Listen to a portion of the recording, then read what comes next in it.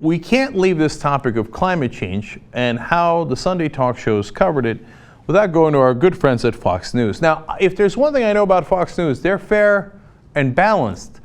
Let's take a look at how their panel reacted to this. And they've got a panel including Democrats and people from the liberal media like Washington Post.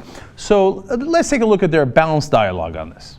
The president's case may seem a bit hard to make when the eastern half of the country is in the grips of a brutal winter. I'm one of those who are called deniers. Of course the climate is changing. It's always changing. That's what gave us the medieval warm period. That's what gave us, subsequent to that for centuries, the Little Ice Age. Of course it's changing. The only question is, how much money are we going to spend? And how much wealth are we going to forego creating in order to have zero discernible effect on the environment? It has become very much an article of faith on the left that this is perhaps the biggest threat that the world faces right now. And I think that what Obama is doing is a sort of overtly political move here. The Wall Street Journal, they did a poll of 15 pressing issues. Yes. What do we need to address? Climate change came in dead last. I once heard the former president Bush say this is a rich man's issue. And I think there was a certain amount of wisdom in that, in this sense. If your other economic problems are in abeyance, if you've got jobs, if you've got income, you've got everything else, you can worry about the long-term threats, if that's what they are, like climate change. When did global warming become climate change? When it became climate change when you couldn't prove that there was much global warming anymore, as the temperature didn't change. No, except that's totally and utterly untrue.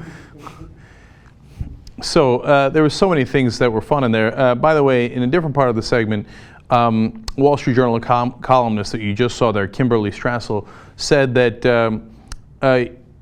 there was no proof, and you saw her repeat it there in that last clip, that there was no proof that global warming exists and that climate change exists. Except that George Will said over and over in the beginning that, of course that's true, of course it is. But I mean, there's nothing we can do about it. How much wealth are we going to forego in order to try to fix this when we can't? But how do you know we can't if you haven't even tried? And that's really what the issue is, right? Foregoing your wealth. I mean, you nailed it there, George Will. That's the one time you've been accurate.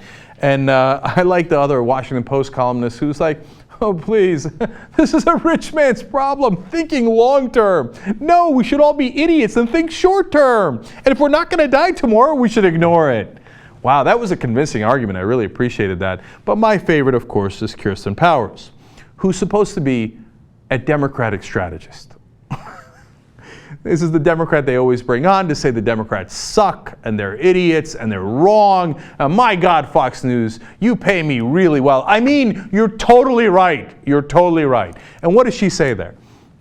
Oh, this is something that the liberal base likes. So when President Obama does something about it, it's overtly political. Well, then what's he supposed to do? Nothing? Wouldn't that also be political? Because that's what the right wing wants. That's what the Fox News base wants. So apparently you can't address any problem because that would be overtly political. He's the president of the United States.